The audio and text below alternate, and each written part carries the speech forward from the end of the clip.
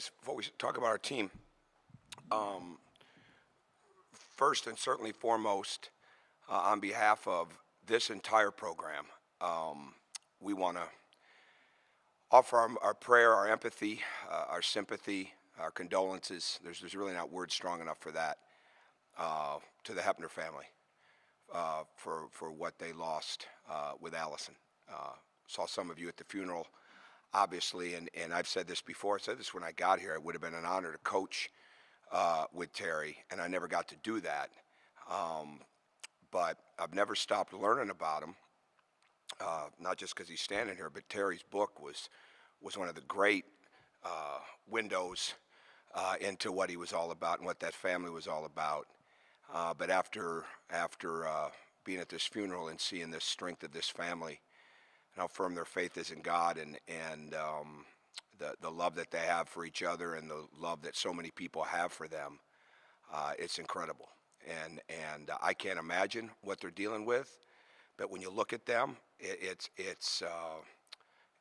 hard not to see just incredible strength, and certainly what the impact that Hepner family has had on many communities.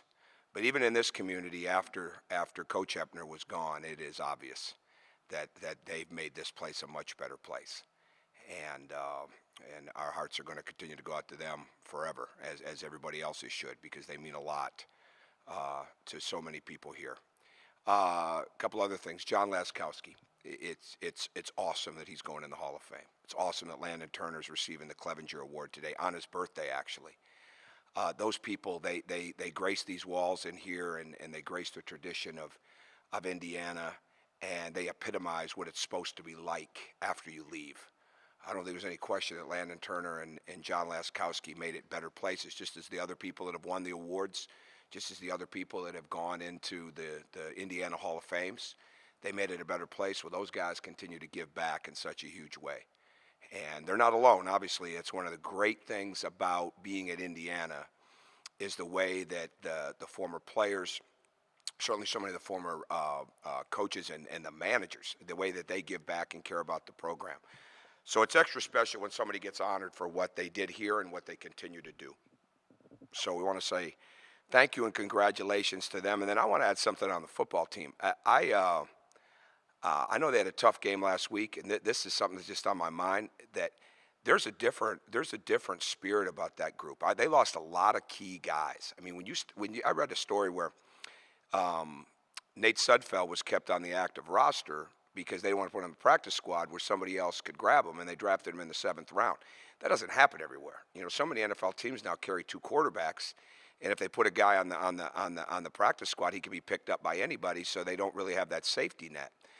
Darius Latham making the Raiders. I mean, looking at the Howard kid getting ready to do what he's going to do with the Bears. They lost some really, really good players, and just seeing it, you know, from afar. You guys see it far closer than I do, and obviously we're not over there as coaches and players, but there's a real spirit about that group, and there's a resiliency about them, and I think that's going to continue to come out. Obviously, they're playing great teams in this league, and Michigan State doesn't take a backseat to anybody tomorrow night. But I feel really good as a coach and as somebody that studies leadership and somebody that really tries to look at people and see, are they really, really committed and serious about getting better with one another?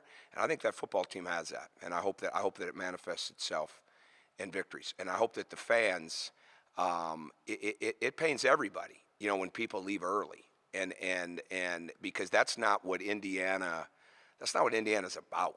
I mean, and when we were really struggling at times, that people weren't leaving us. That's why we made so many good comebacks. Well, that team, and again, this is just me. No one's, I mean, if somebody told me to say it, I probably wouldn't say it, right? I mean, this is just me looking at it from the outside, you know, and to me, we've got to keep supporting that team.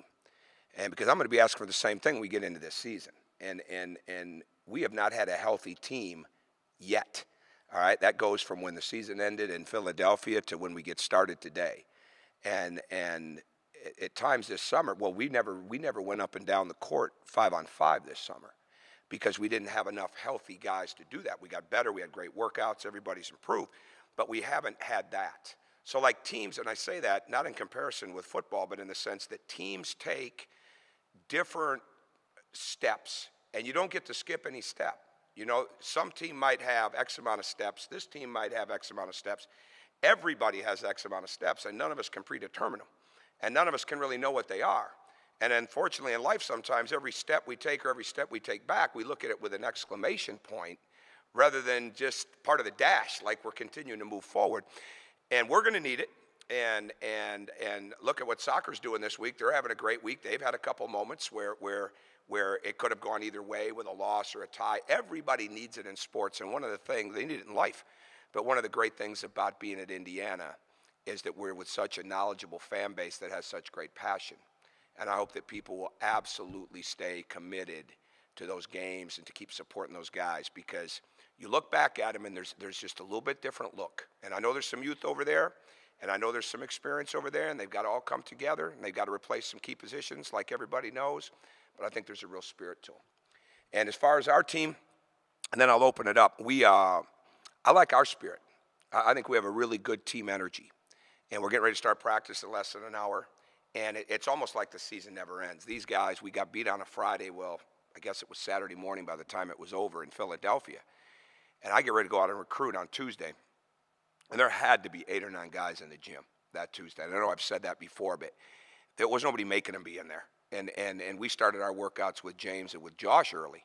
And then got going that week. They were excited to be in there. They wanted to be in the gym. And I think that's continued to really grow in titanic efforts for us this offseason. Is we have a team of guys that really, really are committed to being in that gym, getting better, doing the work, the spirit. You see some of it with social media and the Instagrams and the videos that go out, but being around it on a daily basis, there's a real camaraderie developing. And it's such a big deal because we lost so much. We lost so much in the form of senior leadership. We lost so much in the form of experience. And not just experience of age, but experience of going through so many things. So now, you know, especially with Colin going down, which it's hard. I mean, it's just hard. And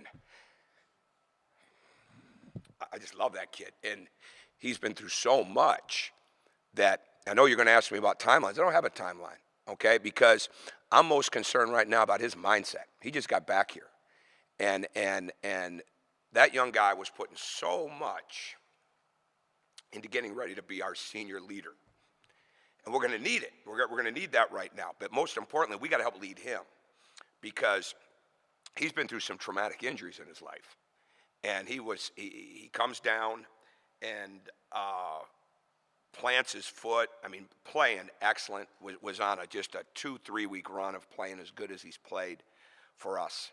And remember now, we're talking about a guy that played 3 NCAA tournament games with a broken right wrist and made shots. The only time he used his right hand other than the day before the North Carolina game was when they put the shot in him, 12 minutes. You know, obviously I'm not the doctor, but the doctors approved all of it and put it together. I mean, so the level of toughness that he has is incredible. And he's a real he's not a point guard, but he does so many things for us with moving without the ball, moving the ball, making plays. We put together over the last couple of weeks, which we'll start introducing to the team today, concept tapes, you know, offensive and defensive concept tapes, not just play tapes and not highlight tapes certainly, but concept tapes. He's probably in 70% of the clips, you know, and this was before the injury. So our biggest concern with him and with this whole team is everybody continuing to develop this right mindset. I see the rankings, I see the predictions. None of that has anything to do with what we're trying to do right now. We've got to get a mindset that continues to grow as we start to get into these practices. We've got to learn to play up and down the court because we haven't done that. We've got to really integrate some guys. Rob just got cleared last Monday. I believe it was last Monday. James has been cleared for a couple of weeks. Jawan Morgan is not cleared, at least for a few more weeks, at the very least. And certainly Colin's timetable is not even remotely where we could look at it yet and see that. So we've got a lot to overcome, but I love working with him. I'm excited for the practices. Really want to see Colin, no matter how this goes. You know, it's two things hit. He's he's a graduate. I mean, he's a graduate of Indiana, and he's entering his senior year. And it seems like he's been here for so long. Well, it seems like he's been here for so long because we've been recruiting him since the 8th grade. Knew about him in the 8th grade. We weren't recruiting him in the 8th grade. I guess we recruited him in the 9th grade. But you just feel for him. And what I want is I want to see him just, no matter what happens with this right now, that he just continues to build that leadership and that mindset that he can overcome anything and that he can bring a lot of value. And at the same time, we're going to have to bring a lot of value to him in the sense of helping him through tough days as he gets into his rehabilitation. And hopefully we just keep getting better at the game, keep getting better at the details, and we keep understanding that we're only going to go as far as our ability to make each other better. We're only going to go as far as our ability to really have really good team defense. We're only going to go as far as our ability to not only move the ball quickly, but move without the ball, which is something now when you take Colin out, when you remove Troy, okay, when you remove the fact that Yogi not only could drive it, but he got to the point where he's so good at moving without it, and Nick is one of the best ball movers I've ever coached. And the fact that Max provided so much. It's really easy to say, well, Max was here 1 year. That 1 year was incredibly impactful. He went from making 11 threes in 3 years at Michigan at 26% career three-point shooting to 46% shooting, making 29. We're going to miss that. We're going to miss that. But the exciting part, I'm not doing a woe is me. The exciting part is we get to keep building on that as we go. But it is going to take, they're just like in football, it's the same thing in basketball. I have no idea how many steps it's going to take for us to really grow and get to be good. But they're there, and we just got to take them, as corny as it sounds, one step at a time, not knowing how big one is, not knowing how steep one is, not knowing how small one is, but just take it and continue to grow and get better, and we get started at it in a little bit. So for you, those of you on the word count, I did not plan to have that, but just kind of played into it. So go ahead. Tom, one of the keys last year to have the success was improvement in defense. As you look at this team defensively, what's the potential? Well, again, I didn't cover this. Freddie McSwain is not able to go right now, and one of the things, because he had knee surgery, and he's going to be back fairly soon, but he had to have some stuff that he'd had issues in the past before he ever got here, and it flared back up, so we had to get that taken care of, and so he's a couple weeks away from going, and I add that because that's the kind of guy, he comes in and he makes our defense better. Okay, he looks like a NFL tight end. Came in here and set the squat record. For Tim Garl's been here for 98 years. So whatever, all that. No, he's been here 36 years. Don't print 98. But his hair still looks like he just got here. But yeah. Well, you did that to yourself. I wouldn't have done that. Okay. Freddie's really strong. He's quick. He's active and athletic. He's going to make our defense better. I think when we looked at this season, going into the season, we look at a team that can pressure more. We can get to three-quarter court type of pressure, some full court pressure. I think we're going to have the ability to do a lot more switching with this team. All right, I think we're going to be able to do that. And it's going to be really, really important that we talk, right? We lost some really, really knowledgeable, experienced guys, and Colin takes a backseat to no one on that, right now with what he brought, because they had such awareness. So, we have the athleticism, we have the strength, we have the length. We've got to make sure we have the awareness. We've got to make sure we have the communication. And we got to make sure that we can sniff things out, and that's going to come into our ball screen defense, our post defense. I mentioned the full court pressure, the three-quarter court pressure, but how we keep the ball on the side. We got to really learn how to use our length. And we had guys last year that once Jawan and OG really learned how to use their length, they became tremendous mainstays for our team. Well, we've got to have other guys do the same thing, and those guys take it up even another notch. So I think I said back at Huber Farms that OG texted me one night that wanted to, can I guard point guards this year? Well, absolutely, you can. But we've got to have a team of guys that can switch out and guard those kind of people. So. You talk about that guard rotation. I didn't talk about a guard rotation. Well, but sorry. I have no idea what that would be right now. So. You mentioned it at Huber is what I meant. Yeah, you got better memory than me. James back, you've got Rob back. I know you're kind of easing those guys in to maybe sort full go or whatever you want to say, but I guess what's the luxury of having two guys that have the banked reps, the game, I mean, just the total number of games and minutes they've played for their age as you kind of try to figure out what things are going to Well, look like. especially in Rob, it's big. It's huge because last year, outside of Yogi, he was our best perimeter defender or guard defender. OG certainly developed into that as well. And everybody gets better here. I mean, Nick Zeisloff was doing some tremendous things defensively, in the last month and a half of the season, especially going into the tournament. And Marcus Page took care of all of us a little bit in that. But Nick helped really get us better. And what happened is when Rob went down, guys had to step up. When James went down, guys had to step up. What has to happen now is those guys have got to learn from what they missed. They've got to take those next steps of confidence that come from doing it time and time again. They've got to not only do it, they've got to bring leadership to the younger guys, but they've got to come out and it's going to be, they've missed a lot of time. So like we're in a totally different, we'd have already practiced this morning and then be getting ready to go tonight, if this was a year ago, right? But like we've got to tailor make this thing. We can't be in too much of a rush with these guys. I mean, it's certainly not going to be the level of full court basketball that we would be used to start the season because so many guys have not played that, for us because we've trained running wise, cardiovascular wise, but we haven't played. So those guys fit into that. So it helps. Having Josh helps. He's in a completely different role. Curtis and Devontae have done an excellent job of coming in here and establishing themselves.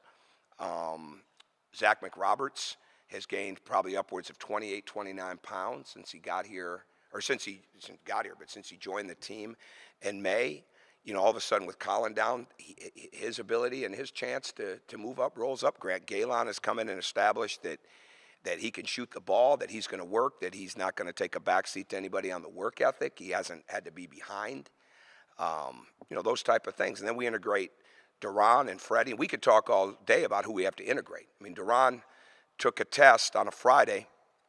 His last exam back in Denver, got on a plane at midnight, was here in the middle of the night Sunday, started classes Monday, never looked back. And at the meantime, he's had to deal with a couple injury situations that have shut him down from time to time. So we've got a long way to go with getting any type of depth, but those guys, along with Josh, have got to wear a lot of hats for us and showing confidence early on that they've improved, especially on the defensive end and especially on the ball movement, moving without the ball end, going to be really big.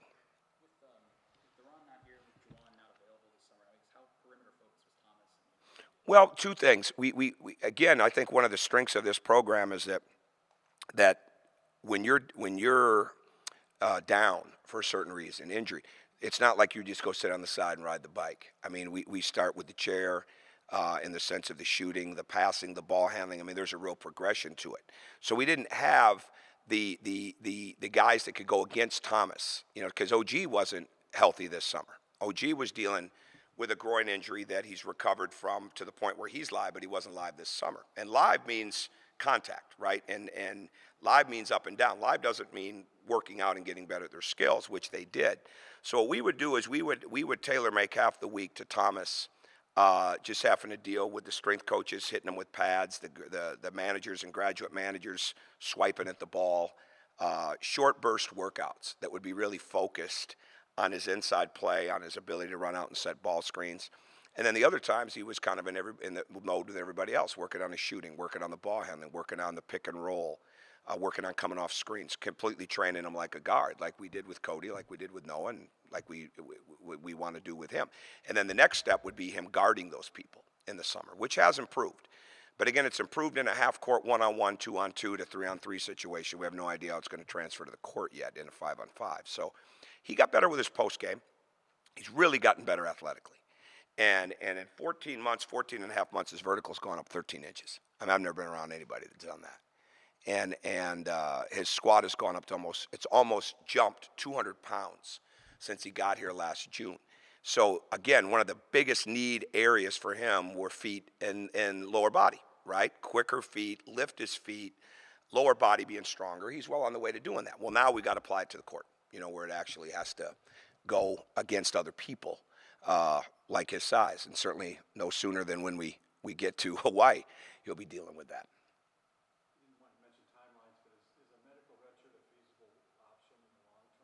Oh, long term if it gets to that. But oh yeah, absolutely.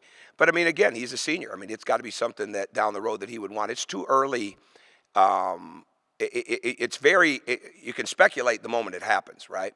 But it's too early to put a real timeline on exactly what we're dealing. Let's see how he responds, because he is a senior. Let's see how he responds to the rehabilitation. But that'd be on the table for sure down the road. But um, I'm more concerned, like I said, rather than timelines and looking down the road at that, is him getting his mindset, because he was in a great place when he got hurt. And he was in a great place of leadership, skill level. He's been so valuable to us. I mean, he's been so valuable. And now we've got to find a way as he recovers for that value to continue to be there when we're, as a leader, as a coach. I mean, this is not a guy that's going to be sitting at the end of the bench. He's going to be up there and have a real active role with us. And we've got to, but everything's been moving so fast, we haven't really had a chance to really dive into that. We just got back. So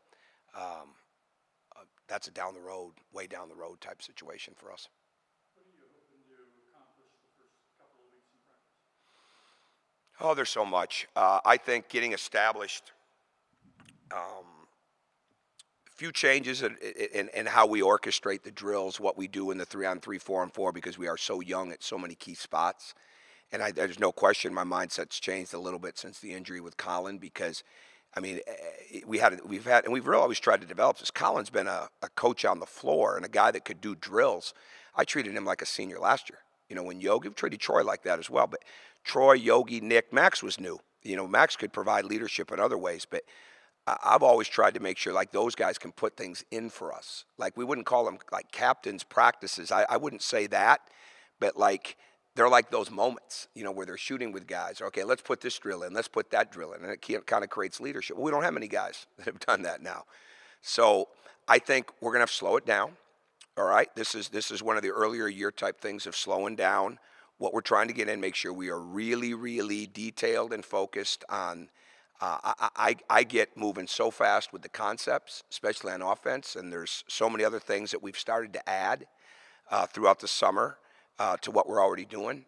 I think you start with where you can be a better coach. I think you look at where you can coach your team even better than what it is, and you never pick up from where you left off, ever. And the moment you think you've done that is the moment you're giving the advantage to someone else. So we've got to really slow it down, and I'm going to need that help from the coaches, because I'm not great at slowing it down. But I've got to really recognize we've got a very not a fragile group, but young, because they just haven't been through it. They don't have the experience of it. So we've got to take care of the ball better. There's no question about that. We've got to get our decision making right. We've got to get our ball movement right. We've got to get our moving without the ball right. We cannot try to make plays that aren't there, and we've got to get that established early. And we've got to make sure that our rebounding is really high on both ends. We should have a chance to have a tremendous offensive rebounding team. And defensive rebounding, we got to make sure we're blocking out, make sure that we're physical. We lost Yogi, might as well have been 6'9" with the way he hit people, right? I mean, that's the level of toughness that he brought to the table when he'd put a body on somebody. Well, we've got to get that established, especially guys coming off injuries. So eventually, in 2 weeks, I'd like to say that our fast break and our going after made baskets is going to be much better. I have not put the break in 1 single ounce yet. I've never had it like that. We've been focused on the other stuff. And then I think what we're going to really try to do with this team is get some of the continuity down before we really, really, really start getting the cerebral spacing in the